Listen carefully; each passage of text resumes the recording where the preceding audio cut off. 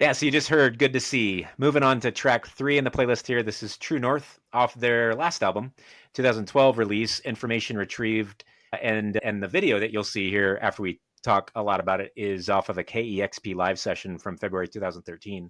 The reason I chose this song and this video is because it's the best video I could find that really showcases, Zach's bass playing skill.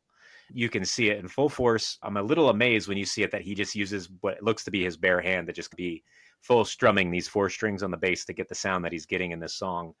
And I just was like, this is part of me that I am inspired by what Zach does in the way that I play bass, as well as this song showcased it very well in this video. Zooms in right on him as KEXP live sessions tend to do.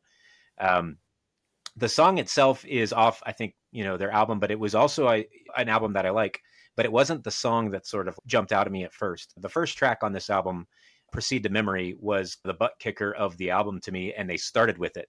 It was like we talked earlier, like Prague was like this quintessential Pinback song, and each album had these for me, and Proceed to Memory was that, but it just nailed, and it felt like they had been advancing over, I guess, almost a decade and a half at that point of building these songs together, and Proceed to Memory was really just this great rock song.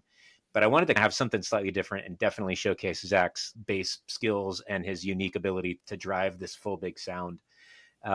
Also, it feels a little bit, being True North up here in Minnesota, that it felt good to have a song a little bit about daylight embracing darkness, which this time of year, although we're on the other side of the solstice, things tend to be pretty dark here for a lot of the hours of the day.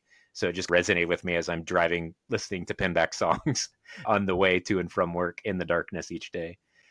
The reason I think this band also really hits me is they layered things, but they layered things intelligently, if that's the right word. But they layered things that I like. And there's some piano in this song.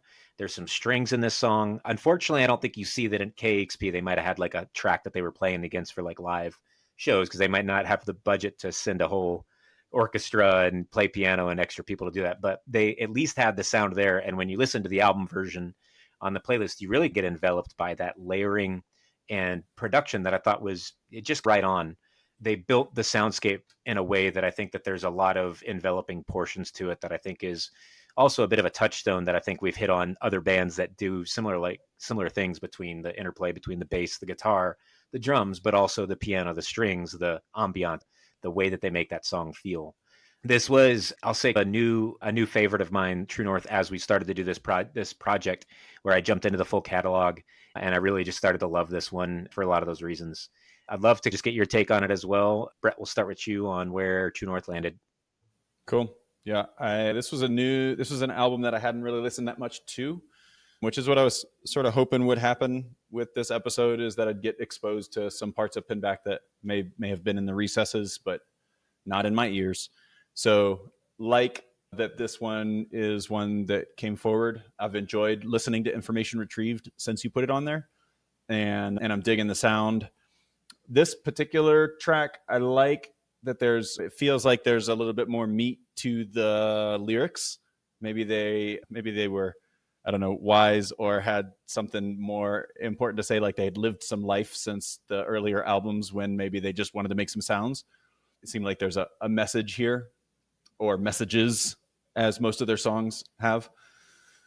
So the sonic part that I really like about this one is the tom-tom heavy drums, just that, doom, doom, doom, doom, to the snare. Like, it's not snare heavy as much as it's like, I don't know, it's just got this cycle and this circle that's rolling around that's very tom-tom heavy. And I dig that quality of using the whole kit for the beat rather than just focusing on the drum and snare and hi-hat.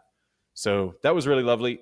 It's a great song to listen to. Each time that it came on when I played it, it felt good, and I'm excited to have it now in my brain, and for a little bit of a new Pinback feel, an album from Pinback that's new to me. Excited to get into it a little bit more. Yeah, that's actually pretty similar for me. The is pretty minimalist in terms of the cymbals usage, which I think keeps the backbeat kind of earthy, and it allows the guitars, which are kind of plucky, to be up front. So I think it's a really tasteful way to put the backbeat on this particular song. So I think it's cool that you and I were picking up similar things.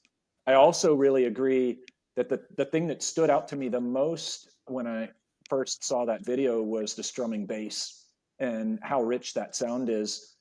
That's got a nice, kind of opposite disposition from the kind of plucky and picking guitar. So I really like that. It's got kind of that percussive feel to it. So the instrumentation is really complementary, and it makes for a unique sound. But similar, I didn't know this album at all. This is when my kids were pretty small, and I guess there was like a 5-year break with no albums, and I think Pinback kind of fell off my radar. And if no one was telling me about new music when my kids were this age, I was not as plugged in as I'm used to being. So I had not heard this album until this project, so I'm appreciative of that side of it. The last thing is the vocals. I really like how they're understated, and they're in the low register in the verses and then in the higher octave in the chorus. It's this nice balance of, I think Brett called it chapterizing earlier. It does feel like they do change time signatures, and they do, it seems to me, change octaves or change keys, and signals some of the transitions to the next part of the story or the next part of the song. And I find that to be enjoyable, and I think you do feel like you're on a journey when you listen to these songs. So I thought this was a great choice, and I'm appreciative to be introduced to this album through this song. I had the way the song kind of ends too is one of my favorites, where it seems like you've got like someone slides a piece of paper across the table and they're like, this is the number, please look it over. Everything else is just a distractor. Let's get this deal done, kind of thing. And I was like, let's throw that into a song. And it's just something these guys tend to do really well. I'm curious. I'd love to be like following Rob or Zach or the lyrical inspiration as they walk around town with a little notebook and say, I'm going to use that in a song someday, because it seems like they insert those things really well, and it makes it fun for a lyrical rhythm to wrap the song up. So if you're on Spotify, you'll hear the album version, which is rockin' and awesome. If you're on YouTube, you're going to get to see the KEXP session from their live performance back in February 2013 of the song off Information Retrieved, their 2012 release on Temporary Resistance. This is True North.